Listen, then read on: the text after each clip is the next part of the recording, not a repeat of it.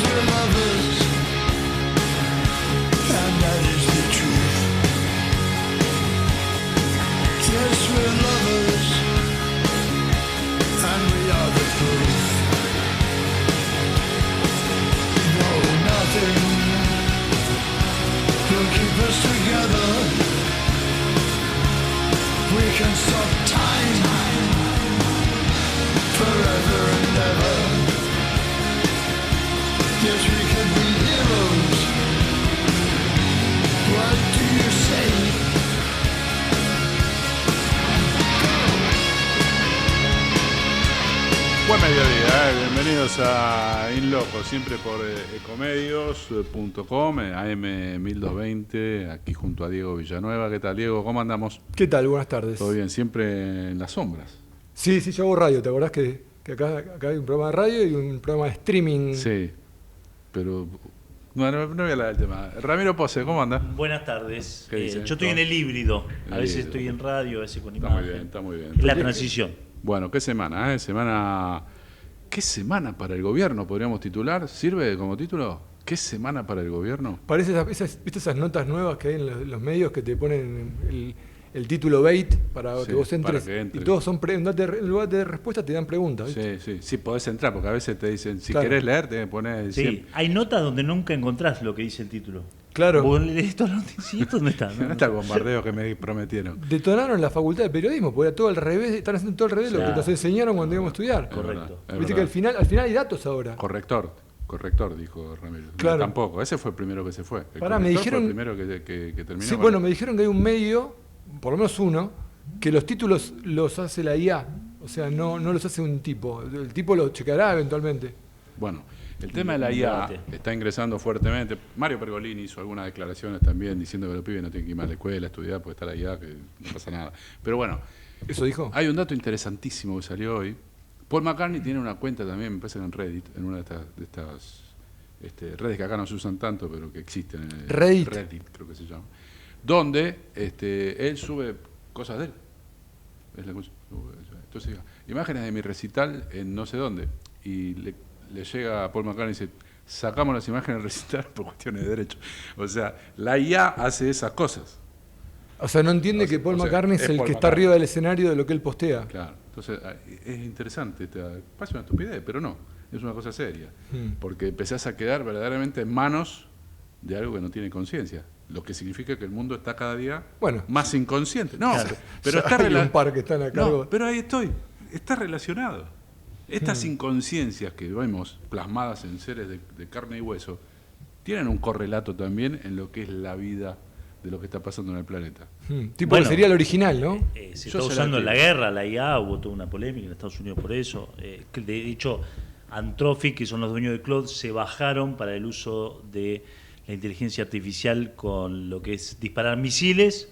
Trump dijo, bueno, no hay problema, usaron la de Google y le sacaron todos los contratos con el Estado a Anthropic y Claude.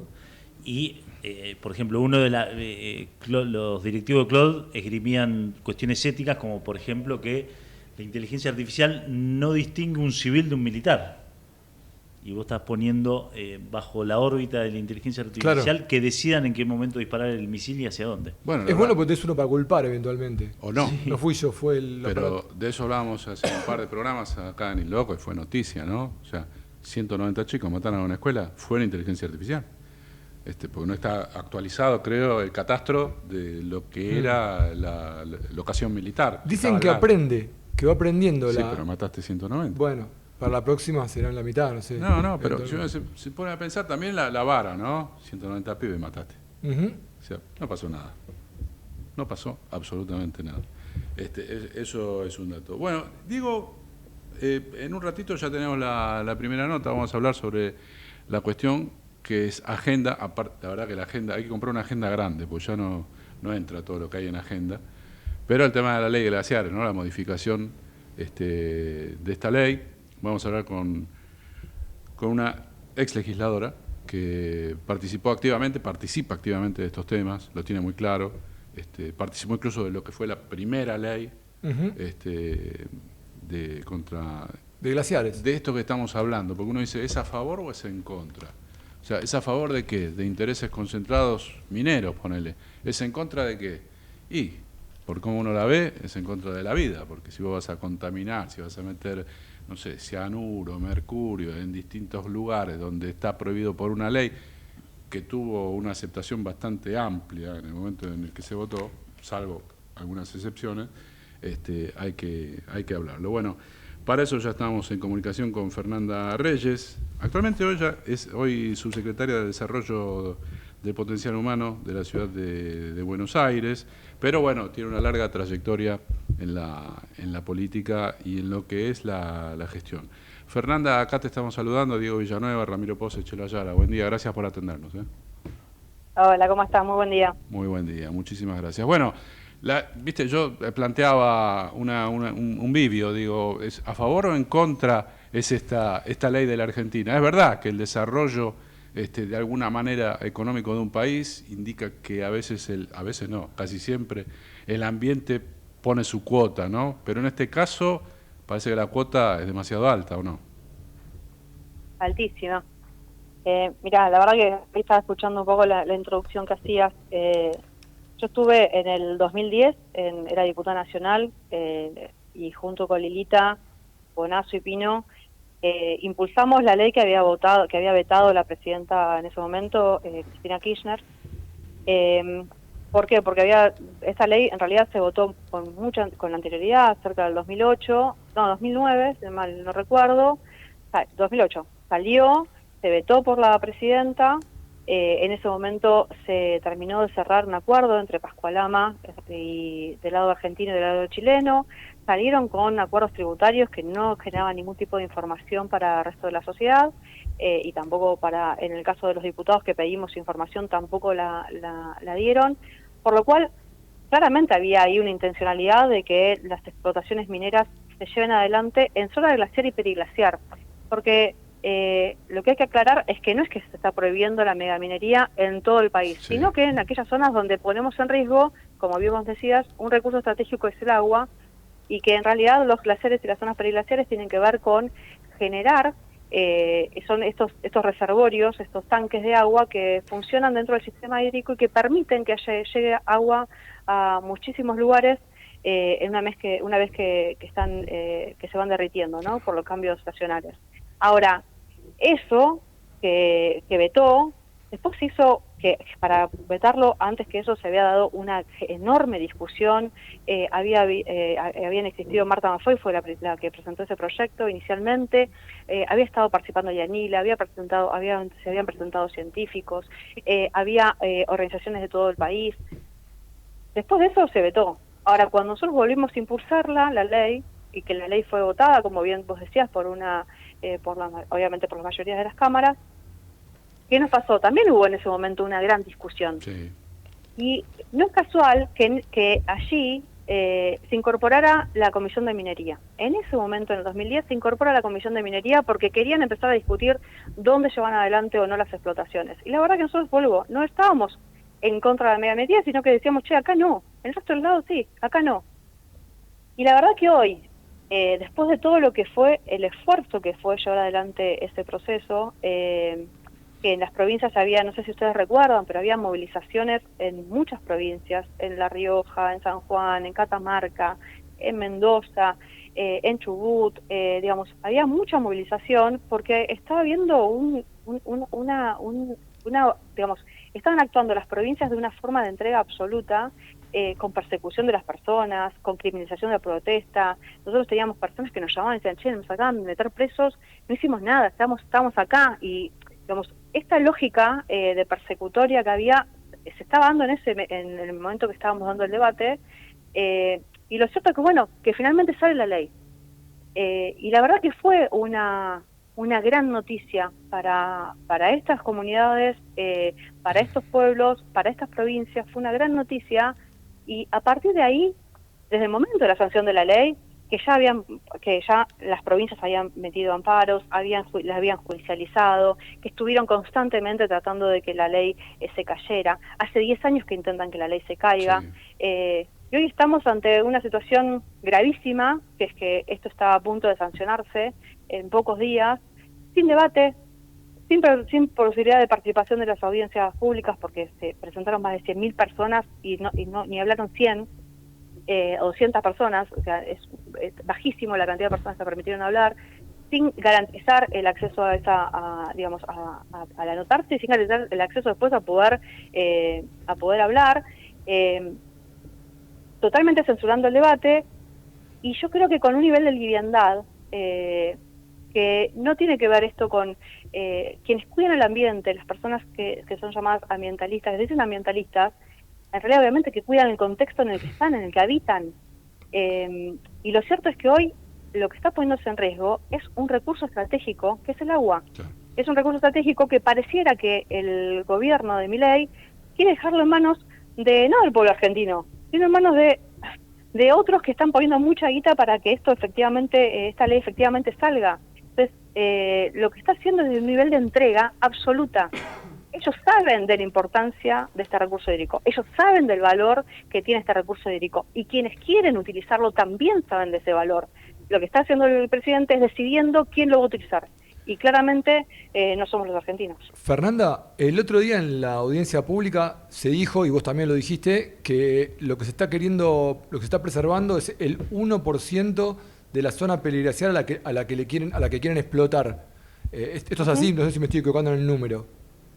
Es así, es exactamente así. Okay. El porcentaje es bajísimo, es el 1% de las zonas que pueden explotar. ¿Y por qué? Y no solamente... ¿Y por qué ese 1% si tienen toda la cordillera? Y porque generalmente puede ser que utilicen esos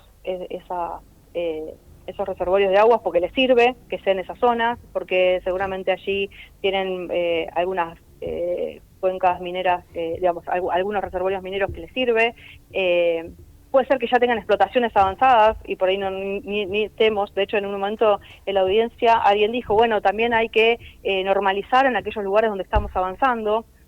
Claro. Y lo que más necesitan ellos es seguridad jurídica. Ellos lo que quieren es que les digan, che, pueden hacerlo en cualquier lado, cosa que después no tengan ningún tipo de limitación de esos emprendimientos. Y lamentablemente, esa seguridad jurídica que dicen que no tienen hoy, tampoco la van a tener el día de mañana, porque si la ley sale, igualmente vamos a seguir nosotros vamos a seguir actuando para que en zona glaciar y periglaciar esto no se lleve a cabo. Entonces, la seguridad jurídica que están buscando, que era el libre albedrío que tenían hasta la sanción de la ley de glaciares, que lo dio la ley de los 90, que lo permitió después las exenciones impositivas que tuvieron, etcétera, digamos, es una seguridad jurídica del vale todo que nosotros no estamos dispuestos a dar, y eso es lo que están buscando. Ahí hay un dato muy interesante, porque se habla, ¿no?, de que son empresas muy importantes, de Canadá, etcétera, etcétera, y habría que ver el marco regulatorio en Canadá, ¿no? Porque ellos, la ley en Canadá seguramente, seguro que no pueden. Claro, seguramente la cumplen, pero ellos siempre van a otros lugares a buscar, porque Canadá también tiene una rica cuenca minera, y sin embargo allí no plantean lo mismo que están planteando en esta zona de nuestro país. La preocupación es de toda la nación, ¿no? Porque no importa que sea en la provincia de San Juan, digamos, los lugares más mineros, La Rioja, etcétera, etcétera, como nación, aunque vivas en Santa Cruz o en Chubut o en Buenos Aires o donde sea, te preocupás porque es toda la nación la que queda intervenida por este tipo de leyes. Pero hay un dato que es de la realidad, que es el de las provincias, ¿no? Potencias económicas como las mineras en una provincia le pueden pavimentar el acceso, le pone una escuela al pueblito que está cerca de la minera, da algo de laburo a los pueblos que están cerca de la minera. O sea, hay algunas monedas de intercambio que a partir de la Constitución del 94 las provincias tienen esta posibilidad de explotar sus propios recursos, y ahí hubo una trampa en esa situación, ¿no? Pasó algo ahí que se perdió y que ahora es difícil recuperar. Es que en realidad, primero que estamos hablando de un recurso que tenemos que cuidar todos los argentinos. Y esto es así, como vos planteabas, no depende de una provincia nada más. Y aparte hay un tema ahí también, que es la cuestión de la interjurisdiccionalidad, ¿no? En la audiencia vino gente de La Pampa contando de qué pasaba si Mendoza tomaba la decisión de explotar en algún lugar donde haya ambiente glaciar y periglaciar, y cómo eso afectaba los recursos hídricos que llegaban, digamos, los afluentes de agua que llegaban a La Pampa. Cuando fue lo de Veladero, donde estuvo el derrame en Veladero, obviamente que eso pertenece a la cuenca del Colorado, y eso puede tener repercusiones también en el resto de las provincias que están hacia abajo de la cuenca. Digamos, las consecuencias de cuando se contamina este tipo de recurso hídrico puede ser gravísima para otras provincias que no tienen la capacidad de decisión, porque según la nueva ley lo que están modificando es que la decisión depende de la provincia donde allí se va a llevar la explotación, o donde allí está, mejor dicho, la zona glaciar y periglaciar, ¿no? Que después puede llevar a una explotación o puede no llevarla, pero lo cierto es que ellos son quienes definen si se puede o no excluir ese glaciar. Fernando, ¿te dijeron las algo? consecuencias son interjurisdiccionales. Perdóname, ¿te dijeron algo los legisladores que van a votar esta ley, que van a apoyar este proyecto? Porque vi que el presidente de la comisión es un diputado de la Libertad Avanza de San Juan, que es una zona involucrada, y tal vez te dijeron algo respecto de por qué apoyan esto, porque en general públicamente no están hablando. Yo creo que apoyan esto porque siempre quisieron que la ley de glaciares no existiera. O sea, desde el inicio, siempre los vieron como una limitación para la explotación minera. O sea, nunca lo vieron como una protección de recurso hídrico. Es así. No me sorprende.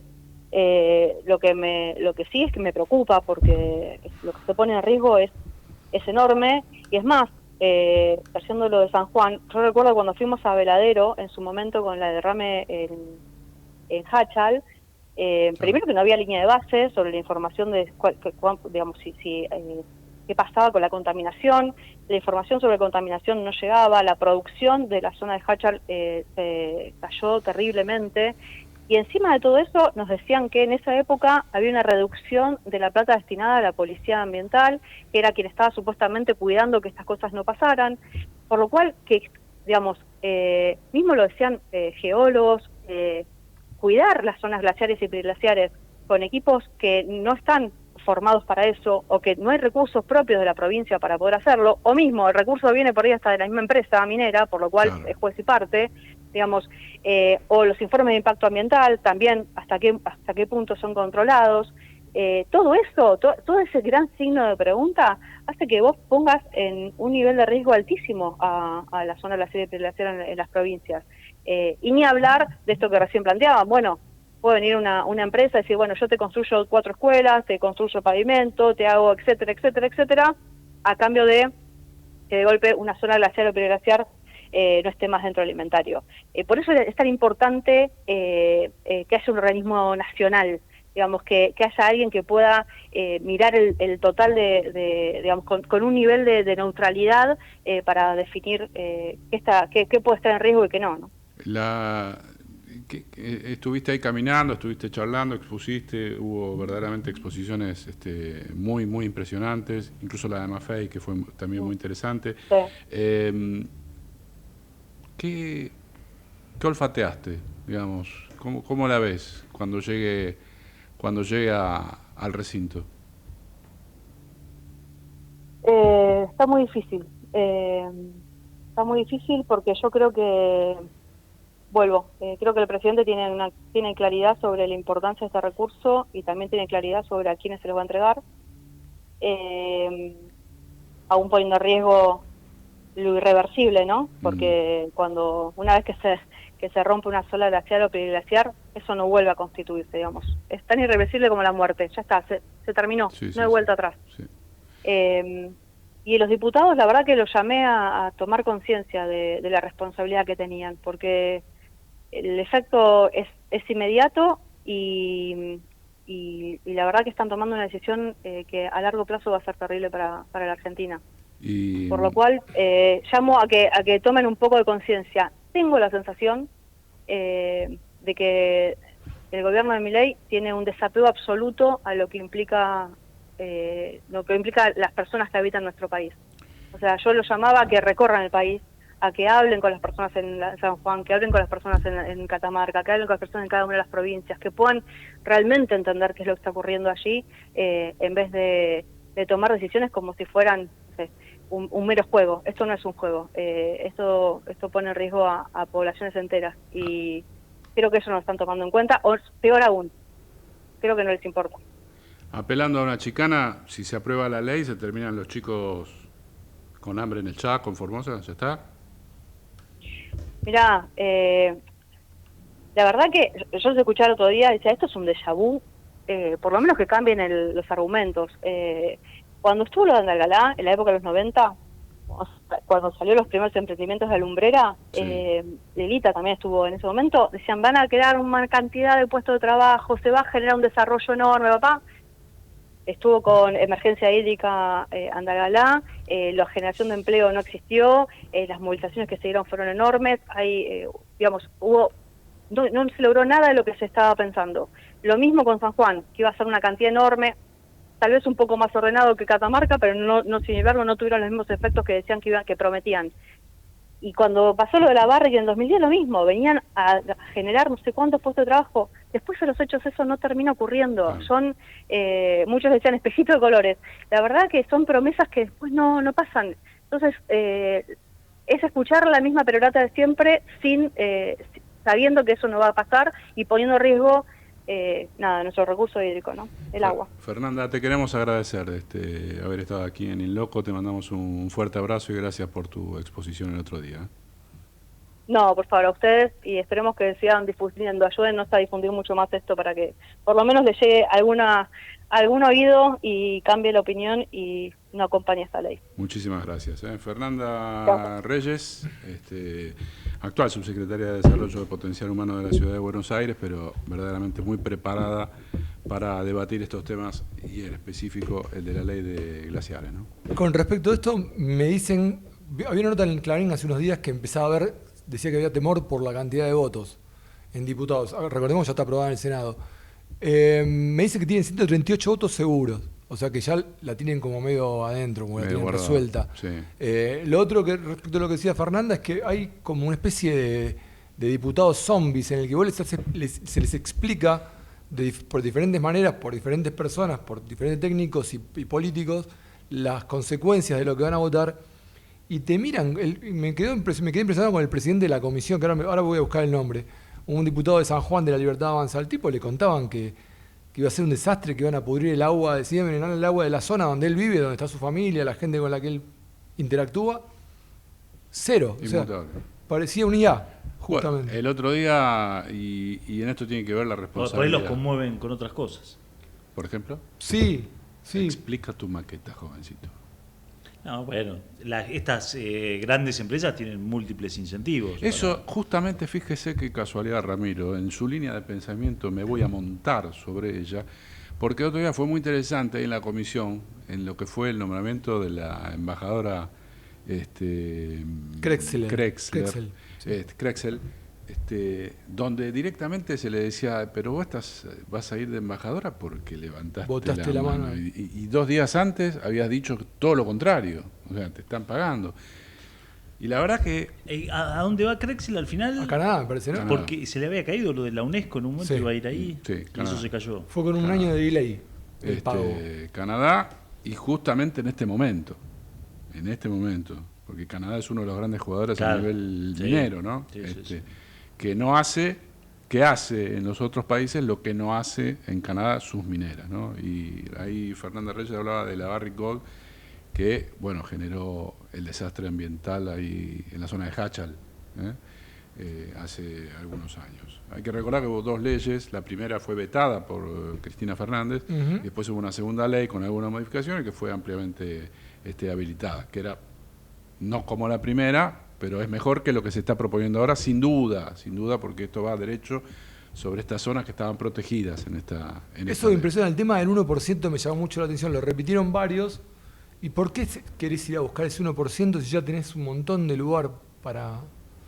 Nada, no lo sabemos. Uno se imagina que, haciendo una aproximación, ¿viste cuando tienen que privatizar empresas? Por ejemplo, Javier Milei quería privatizar YPF, fue lo primero que dijo. Ujú. Estaba en la ¿Por ley qué? de bases. Claro, pero ¿por qué? Y AISA, ¿por qué? Porque son las empresas que más cuestan, son las que... Entonces, capaz que en ese 1% es donde ahí tenés lo mejor. Y, Sí, la sí, ley probablemente. la ley preservó eso a sabiendas de esa situación. Hubo una explicación muy buena que dieron respecto a las privatizaciones en la ley de bases, que decían, caso de aerolíneas, la vamos a acomodar, la vamos a hacer eficiente, la vamos a dejar... y ahí, Si no lo hagas. si lo hiciste, quédatela, que si garpa y funciona y la estás mejorando, Pero no solo eso. a la mierda. Cuando se hablaba hace pocos meses, ayer, o sea, no es que estamos hablando, porque ahora pasó el fallo de YPF y ahora parece que todos hablamos de soberanía, de patria, cosas que el presidente tuvo que estudiar un diccionario porque no conoce las palabras. Le dieron diccionario antónimos y sinónimos para que encuentre lo opuesto a lo que él piensa. Entonces, patria, soberanía. Es bueno, lo de antónimo sinónimo. Bueno, el tema es que el presidente o el Poder Ejecutivo, cuando habló de privatizar YPF, dijo, no tiene que ser el Estado. Lo mismo con aerolíneas, lo mismo de AISA, etcétera, etcétera, etcétera. Y la campaña era esa. Yo me acuerdo cuando estaba con Johnny Viale sacando los carteles que decía afuera, afuera, afuera, y ahí estaban todas estas empresas a las que les importa el país. Entonces vos decís, ¿qué pasó? ¿Qué pasó? Hay un tema de la responsabilidad de las sociedades, me parece, en algún punto, porque cuando hablamos siempre de no pagan costos, ¿quién le hace pagar el costo? La sociedad se lo hace pagar. Entonces, ahora como están dejándolo a Adorni en el lugar, Adorni está prendido Adorno. fuego, claro, Adorno. está rostizado. No está Adastra, como la película, está Adorno. ¿Perdón? ¿Adastra? Adastra, ¿la vio la película? No la vi. Está buena. ¿Vos me decís que la tengo que ver? Muy buena, un poco Ok. larga. Bueno, pará, a lo que iba es, lo seguís bancando a Adorni, porque decís, va a pasar. Yo entiendo, hay una frase muy buena, me la contaron hace mucho. Un diputado, pará, lo tengo que contar, es muy buena. En aquel momento era un concejal de la ciudad, Concejal, ¿se acuerda? un concejal de la ciudad, Qué cuando buen se lugar hizo, para Adorni, el Consejo de Deliberantes hubiese sido. iba, pero se tuvo testimonial, terminó asumiendo acá. Se equivocó. Pará, ¿te acordás cuando se privatizó, se hizo la escuela shopping? Claro, ahí la en del 11. 11. Sí. Bueno, cuando hubo que votar eso, hubo, como decía el general, efectividades conducentes Sí. a granel. Estaba sobregirado. Y parece que a un concejal de un partido centenario, se podría decir, le dijeron, escúchame, pero esto es una vergüenza. Y la respuesta fue, y es título del libro, la vergüenza es un ratito. Posta. Es que es así. Hay testigos de todo esto que estamos. Aparte es bastante reciente. Entonces, en el caso de Adorni es la misma lógica, es un ratito. Después te queda la casa de Miró, Indiocuá, la camioneta, el avión privado. Eso es lo que me parece que queda. Y si la sociedad no le paga, no se paga costos, esa es la cuestión. Ojo que Pero fíjate en lo de YPF también, pues es interesante el caso de todo lo que está pasando. Sí. Como el año pasado la tenías, en el 23 la tenías en la lista de empresas a privatizar. Y hay un número que es interesante. Este año Argentina va a tener en exportaciones energéticas un superávit de cerca de 35.000 millones de dólares. Es decir, prácticamente el doble de lo que le tenías que pagar a Buford en el caso de pagarle. Es decir, que en su momento... y lo que fue la estatización, o sea, lo que fue la recuperación de la empresa. Claro. 6.000 pero además esto va a continuar en el tiempo. Claro. Porque, bueno, hubo un tiempo en revertir el tema del déficit energético, que fue uno de los temas que empezó a dañar económicamente al último gobierno de Cristina. Con lo de Vaca Muerta, hasta que eso empezó a funcionar, arrancó, pero era clave tener YPF en el Estado para, de alguna manera, a partir del Estado, ser guiar todo ese proceso. Y claro, en su momento, Milei dijo que le iba a pagar a Buford eso, lo que pasa es que no tenía la plata. Claro. Entonces, bueno, Así desarrollaron toda esta estrategia judicial que muchas se venía manteniendo con los abogados de planta, tanto de la Secretaría Legal, de la Procuraduría del Tesoro, como de Cancillería. Y claro, ahí es cuando los números y la empiria se choca con el dogma. El dogma de Milei es privatizar todo. Ahora, lo que le mostró en la práctica que no, que le convenía tener YPF porque le está dando superávit. Y además de que es una empresa muy querida en la sociedad. Pero si le puede dar superávit a un privado, para Milei es mejor. Ese es el tema. Es el dogma. Pero vos Lo dijo de Aerolíneas. Sí, pero cuando vos estás manejando el Estado y necesitas dinero, que tener una empresa que te dé superávit. Está bien lo que decís. No es tan fácil. Pero vos tenés una visión, eso se llama desarrollismo, lo que está. Él no. Él dijo, Aerolíneas dio ganancia, o sea, no tuvimos que poner plata y levantamos unos pesos. Igual se privatiza. Pero no hay o sea, una no tiene que ser el explicación Estado. detrás, no hay una explicación detrás de eso, no tiene que ser Estado porque el por qué no tiene sustento posteriormente, sobre todo ahora que tenemos el resultado este. O sea, es un no dogmático. Sí. O programático. Porque si vos lográs privatizar, hay las dos cosas. Sí. Cuando termina tu mandato, vos tenés laburo seguro. Y te van a seguir llegando lo que te tiene que llegar. Ahora con las transferencias electrónicas es más fácil. O sea, eso es lo que yo digo en ese aspecto. Es como una especie de potencial corrupción, no sé cómo llamarlo, pero vas a seguir recibiendo por eso. La ley de glaciares no es gratis. No, pues, claro. está sobregirada también, ¿no? En la Cámara, en el Senado, bueno, es un escándalo. Entonces digo... En los medios. Por eso, en los medios. En los medios. Bueno, entonces vos decís, veamos un poco cómo es la situación. Acá estamos diciendo eso, pues no llamaron. No llegó. Es que no llegó. Llegó el correo. No llegó. Llamé hoy a la Barrick, pero no, nada. Bueno, ese es uno de los temas de la agenda. Hoy a la mañana hubo una noticia que verdaderamente fue impactante, espantosa, que también tiene que ver, o no, hay políticas públicas también, con los tiempos que estamos viviendo, ¿no? La localidad de San Cristóbal, al norte de la provincia de Santa Fe, de ahí era mi papá, San Cristóbal. ¿En serio? ¿Me estás jodiendo? ¿En serio San Cristóbal? Sí. Es un pueblito, ¿no? Es un pueblo. ¿Fuiste? Que quedó más pequeño porque era un hub ferroviario también. Y bueno, claro, con el desmantelamiento de los trenes, que hay que hacer trenes solo para transportar cosecha, se ha perdido esa potencia de esa ciudad santafesina. Pero bueno, la noticia espantosa de este chico que se fue con una escopeta. Hasta el momento hay un pibe de 13 años muerto, otro que está en el hospital y otro que salió con heridas leves. Y la verdad, me acuerdo de Sergio Massa en campaña presidencial que decía en la mochila los pibes tienen que llevar la computadora que le da a la escuela y no un arma. Es un tema de difícil abordaje, me parece, como para simplificarlo en que porque este es un gobierno que quiere liberar el mercado de armas, un pibe va a la escuela. Se liberaron las restricciones para acceder a las armas. El otro día alguien me contó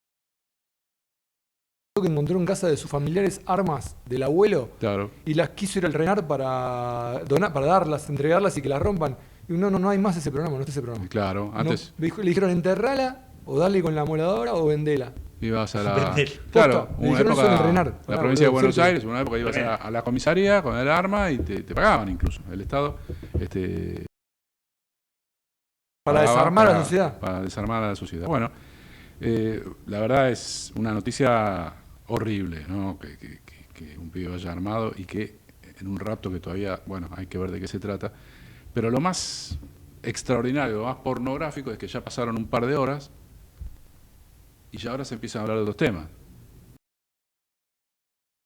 ¿Qué pena le corresponde? Matar a los 15. ¿Qué pena le corresponde? Y se acaban de bajar hace poco. Por eso, ahí está, ya entramos en otra discusión, quiero decir. Entramos en otra discusión. Porque lo que ha pasado ya pasó. Ahora, esto se resuelve con otra vez lo mismo. Se resuelve con una, ¿qué pena le corresponde? No parece, no se resuelve de esa manera. ¿Con qué pena se corresponde? Si no, no habría cárceles en el mundo. O sea, no sirve. Me pasó que recién escuchaba una entrevista a una alumna del colegio en una radio y me sorprendió, me abrumó que no sabía explicar lo que había pasado. O sea, tenía problemas para... Ya el tema pasó a segundo plano. Le costaba entender la pregunta que le estaban haciendo.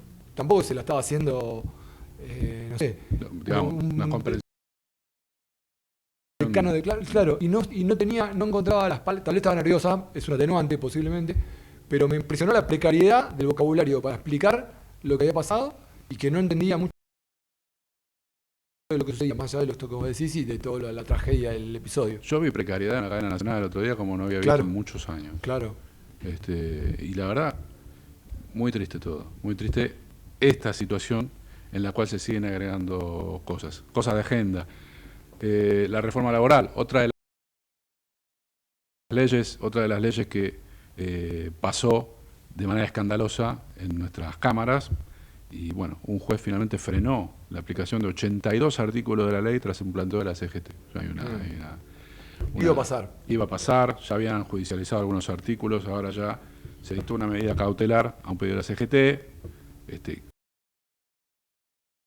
Bueno, eso dice la Nación, no es un pedido, ¿no? Hay toda una cuestión judicial, no es que va la CGT si yo me la suspendes un ratito, no es así. Ahora se debe resolver el fondo del caso, objeciones al fondo para pagar las indemnizaciones y el límite de derecho de huelga, que son los casos más complejos. Así que bueno, esos son los datos, algunos documentos que van saliendo de la cuestión Adorni, que bueno, trata de bajar de la agenda, pero entre la conferencia de prensa que dio ¿te acordás de una época que se decía, ¿sabes cómo le dicen a ese? A lo Vera, ¿te acuerdas de un clásico? Sí, un clásico, sí. Cada día descubre una nueva propiedad. Pero ese es viejo. Sí, ¿te acuerdas de los Menem? Bueno, se aplicó, volvió. Todo se renueva, el público se renueva, dice Mirta, volvió a lo Vera. Ahí en esa conferencia de prensa dicen que lo coachearon y que lo coacheó Caputo. Sí, no me sube más. Pero claro, el tipo, viste que estaba con la soberbia allá arriba, le pidió a un periodista que es solo un periodista, apenas un periodista. No un juez. Apenas un periodista le pidió que le pida disculpas. Sí, no. Sí. O sea, el tipo estaba allá arriba en la Nicolás soberbia. Gallardo. Exacto, de MDZ Online. Antes CNN. Cierto. Y ahora, bueno. MDZ. El tipo no dice, sí, la verdad que esto es un enchastre, es un enchastre espectacular. No, el tipo allá arriba, yo creo que tienen esa idea de que no van a pagar el costo en el mediano o largo plazo. Hoy lo están cocinando. Y hay medios que lo están siguiendo. La Nación lo está acorralando. Todos los días le clava una. Sombrero para la Nación, ¿no? Que es un diario muy particular, hay que decir. Yo tengo otra teoría, cuando nos estamos yendo por la rama, ¿no? Pero con el caso Adorni puntualmente, estamos yendo por que sí lo va a pagar el costo Adorni en este caso. En parte, algo se explica por lo que mencionabas vos, todos los medios. Bueno, nosotros con Chelo siempre a la mañana miramos Clarín Papel, hace como 5 días que el semáforo amarillo está clavado con Manuel Adorni. No ponen el rojo por una cuestión de estratégico, ¿no? Pero aparte en rojo te ponen amarillo, Diego Villanueva, porque cruzó con el hombrecito de palo. Sí, no cualquiera. 5 o 6 notas por día, se suma La Nación, bueno, un montón de medios, incluso ves un Johnny Viale o periodistas que eran muy afines al gobierno, pegarle a Adorni. Me parece que no le salió bien la conferencia de prensa, que fueron con esa estrategia y no funcionó. Aparte, esto que vos decís de agredir a un periodista, bueno, vos llamaste a una conferencia de prensa para hablar con periodistas, no con jueces. Ahí estoy con lo que decía Diego, aguantá un segundo, que parece que la estrategia de Adorni era bajar un poco, venía medio pollo mojado, venía cascoteado, y el funcionario que lo coachó le dijo, no, retruco a 1000, nada de pedir disculpas, hace que te pidan disculpas. Claro. Y ahí fue así. Pero en el fondo hay otro problema, que más, si querés, más filosófico, que es el problema de que Adorni era pobre. Claro. Adorni no es Macri, no es un tipo esa. que venía con mucha plata, Lindo. que siempre de alguna manera te la va a dibujar. Buena discusión. Adorni era un tipo pobre, hay un montón de videos donde está él media. sin pelo, con la mujer, en un departamento pedor.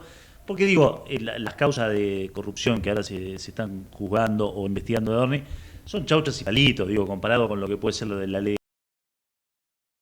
glaciares los o cajes de deuda. Papel picado. Papel picado. Pero bueno, es fácil de comprobar y es la corrupción de que te hiciste rico por la política. La corrupción empresarial siempre es mucho más difícil de investigar y difícil de que tenga condena legal, porque casi no hay empresarios presos, salvo cuando fue la causa del gobierno que los metían presos para solucionarlos. Ahora parece que viene. Y tampoco hay condena social. En cambio, la condena a la política es mucho más fácil. Muy interesante. Lo vamos a seguir un ratito, tenemos tanta atrasada, vamos con eso. Javier Martínez en la operación técnica.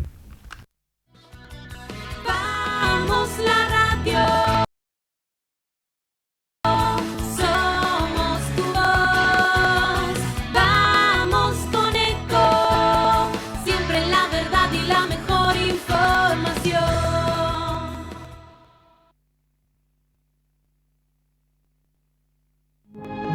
Linda en el pasado, linda en el presente, linda para siempre. Buenos Aires, la ciudad más linda del mundo.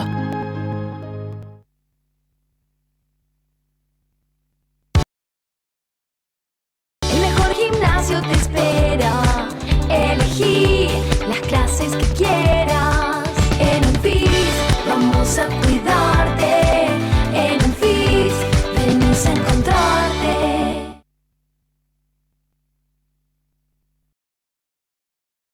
Infórmate en ecomedios.com.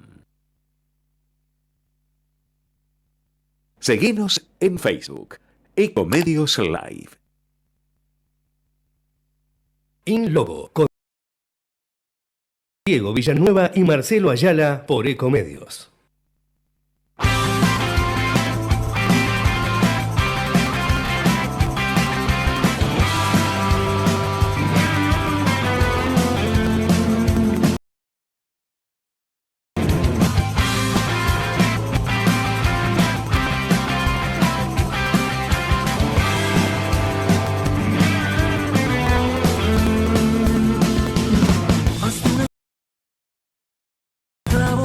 Vive en sus tierras, quiere tu savia cuando te tenga más que tus soles, quiere tu espanto, dale tus penas para su canto.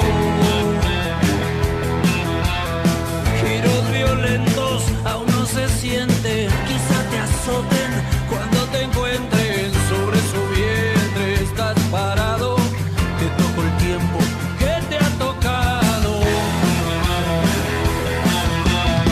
Bailaré, bailarás, bailará otra vez, que los astros te van a ver, que un buen trago no viene mal cuando pega la vida con tanta sed.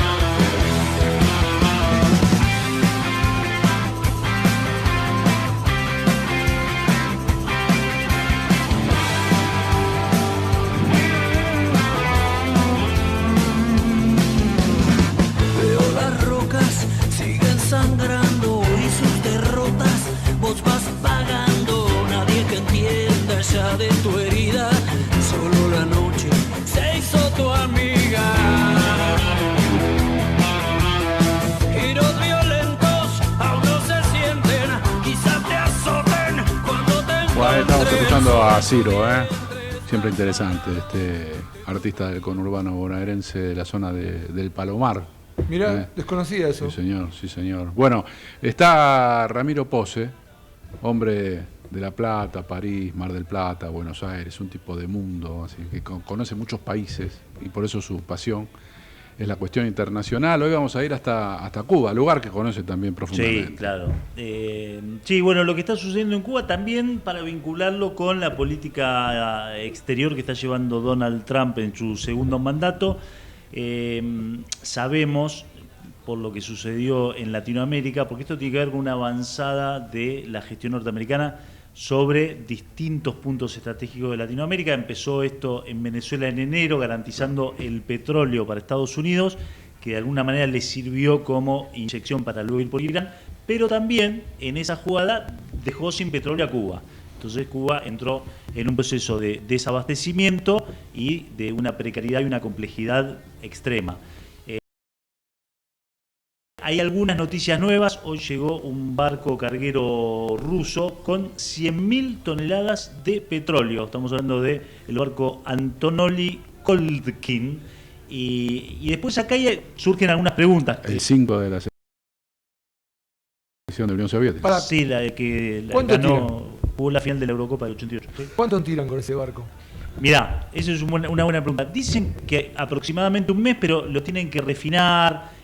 No, por ejemplo, los camiones que tendrían que trasladar energía no tienen petróleo, no tienen nafta. Entonces es complejo. No es que, bueno, ya con esto abastecen.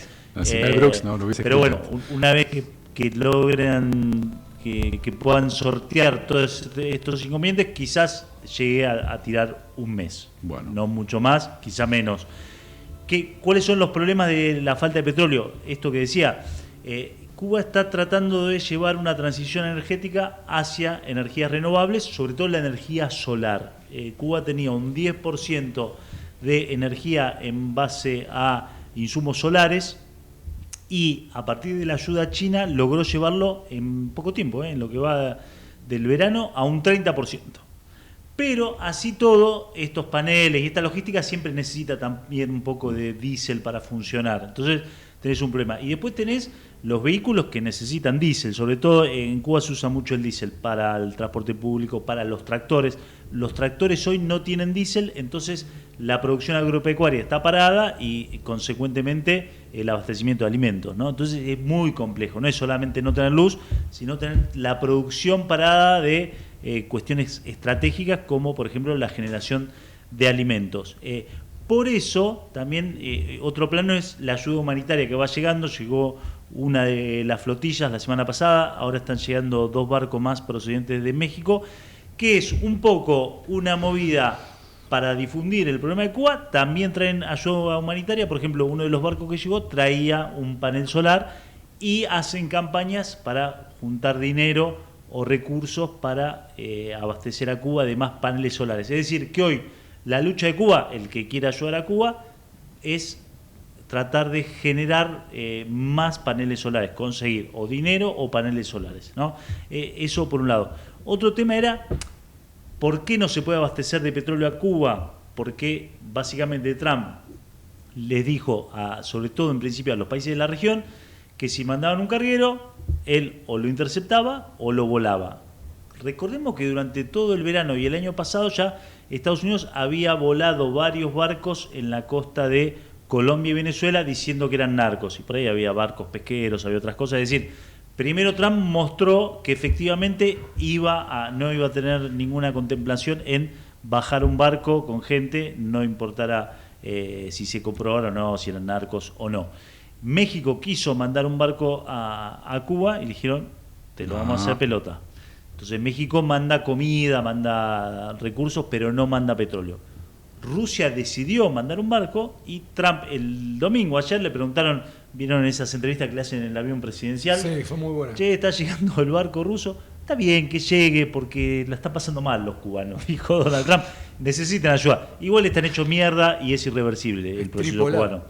Entonces ahí, bueno, digo, ya yo ahí entro, esto lo digo por cuenta mía, son especulaciones, que de alguna manera Estados Unidos dijo, bueno, con todos los quilombos que tengo ahora, no voy a bajar un barco ruso, porque es meter una escala más grande en un quilombo que ya está más metido Estados Unidos. Y ahí, si quieren, vamos un poquito a lo de Irán. En Rusia tampoco hay uno que se puede hablar mucho, o sea... ¿No le vas a bajar un barco a Rusia? No. Porque está el muchacho este en Rusia. Que no. Claro, por Tenés que eso. tomar un té. Porque aparte, el barco ruso fue escoltado por unos barcos de la Armada rusa cuando pasó el Canal de la Mancha, pero ya cuando llegó acá llegó solito. Y no lo bajaron, ¿no? Entonces hay que ver dos cosas acá. Rusia va a mandar más barcos. ¿Qué va a pasar a partir de ahora?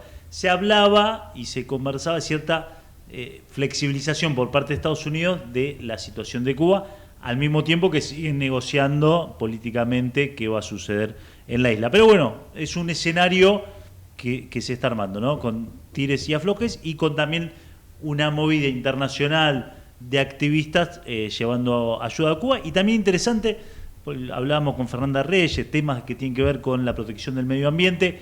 La transición de Cuba hacia energías renovables es algo que, por ejemplo, en Europa se discute muchísimo, de llevar, de usar cada vez menos lo que tiene que ver con la energía a base de petróleo, a base de energía fósil.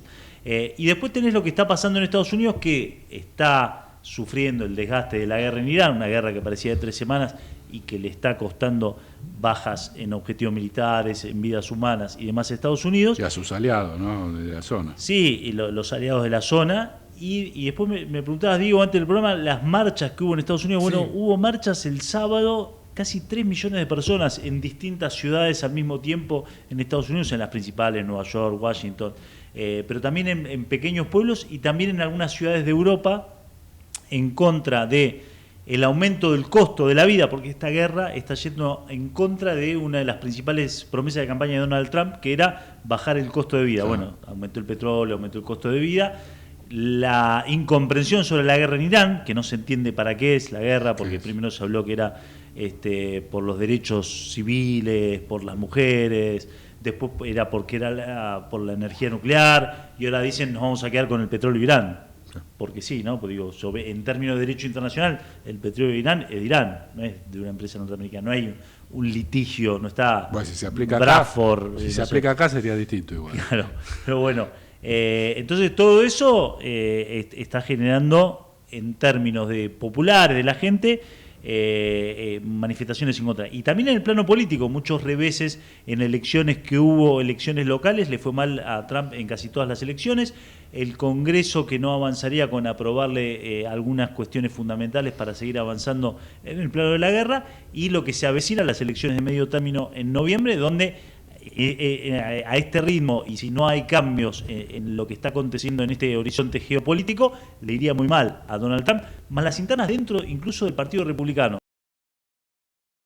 Entonces es un escenario complejo el que está viviendo Estados Unidos en este momento. No sé si escuchaste algo, se está agitando un rumor, yo lo estuve viendo y lo estuve leyendo en algunas webs tipo Político, Democracy, de la posibilidad de una especie de atentado en Estados Unidos en los próximos meses, previo a la elección, cosa de que la elección sufra algún tipo de alteración, no sé hasta dónde.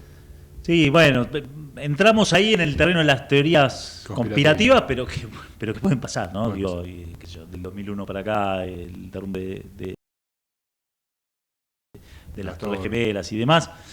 Y además con también los acontecimientos que el mismo Trump generó, ¿no? Como en su momento el semigolpe de Estado, la toma del Capitolio, que generó también muertes civiles y muertes de efectivos de seguridad.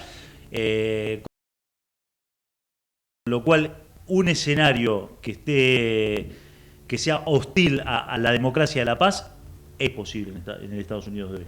Veremos qué pasa, ¿no? Lo adelantamos acá en Balcón, en Inloco, mira cómo estoy. Grande. ¿Estás grande? Sí, estoy grande. Para la semana que tenemos que hablar un poco del tema de Brasil, que están también agitando la posibilidad de que el hijo de Bolsonaro le gane a Lula. Flavio Bolsonaro, circularon encuestas que por primera vez lo dieron a Flavio Bolsonaro, uno de los hijos de Bolsonaro, por arriba de Lula. Bueno, ahí veremos a ver qué pasa. Mientras tanto, Brasil ya fabrica aviones de combate, que el otro día inauguró Lula. Inauguró un avión supersónico Embraer. Bueno, hoy Brasil tiene el armamento más importante y más sofisticado de la región, ¿no? Pasa que se sume Bolsonaro, no es una buena noticia. Eso es lo que sucede. Eso es lo que sucede. Es una locura. Es una locura. Porque lo dijimos también acá. Yo no sé si estamos ante un en lo que conocemos de la famosa democracia norteamericana. Yo no sé. La democracia liberal, la famosa. No sé qué va Mira, a pasar. hace unos años, Sí, García Linera, ex vicepresidente de Bolivia, un gran teórico, dijo que se estaba viviendo una nueva etapa. Él hablaba para la región, pero lo podemos hacer extensivo a Estados Unidos y al mundo, de hegemonías cortas. Antes tenías periodos que duraban más tiempo, tuviste un proceso neoliberal de 10 años en el mundo y en la región. Después vinieron en la región gobiernos socialdemócratas. Sí, socialdemócratas o nacional y populares, Sí. o progresistas, que duraron más o menos 10, 12 años. Y ahora la pelota va y viene. Son gobiernos que no se pueden sostener. 4 años. Vino Macri 4 años, se tuvo que ir. Vino Alberto 4 años, se tuvo que ir. Llegó Milei. Bueno, En Chile lo mismo. Alberto En Chile vos tenías me olvidé el nombre del presidente del que se murió, Piñera. Se cayó el helicóptero. Después vino Boric.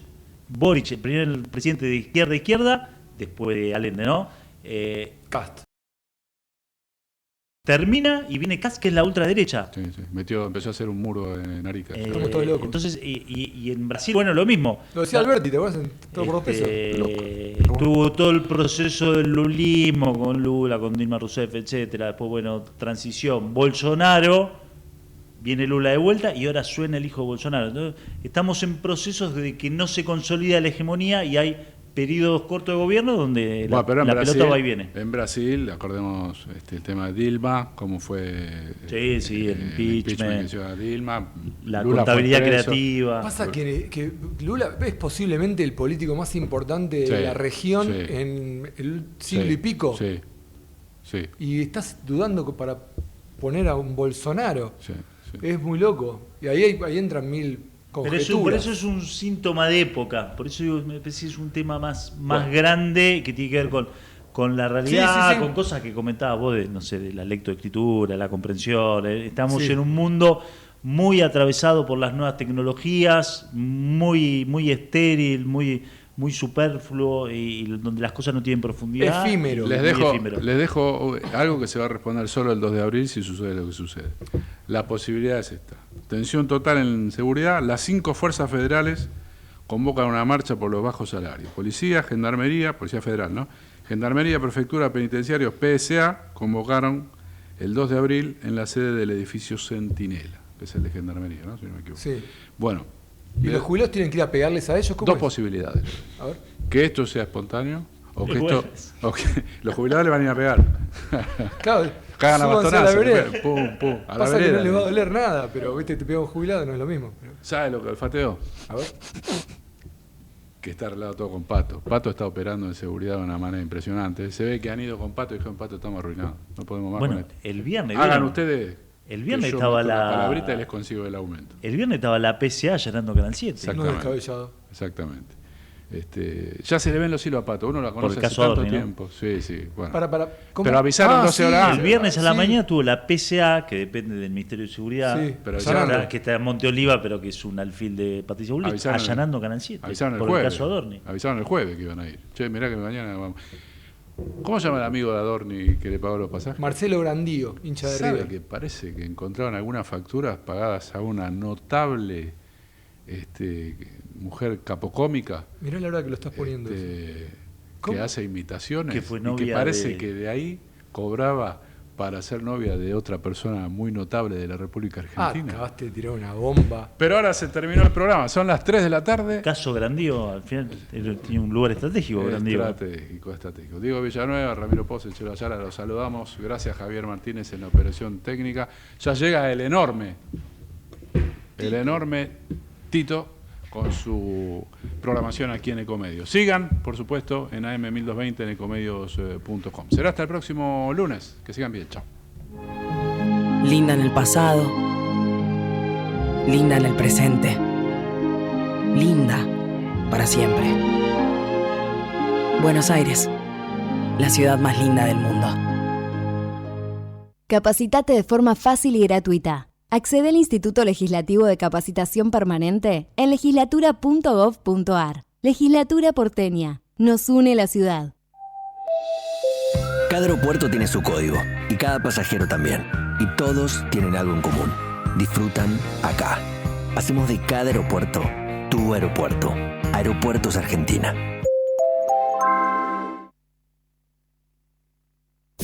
Desde Buenos Aires, transmite LRI 224, AM 1220, Ecomedios.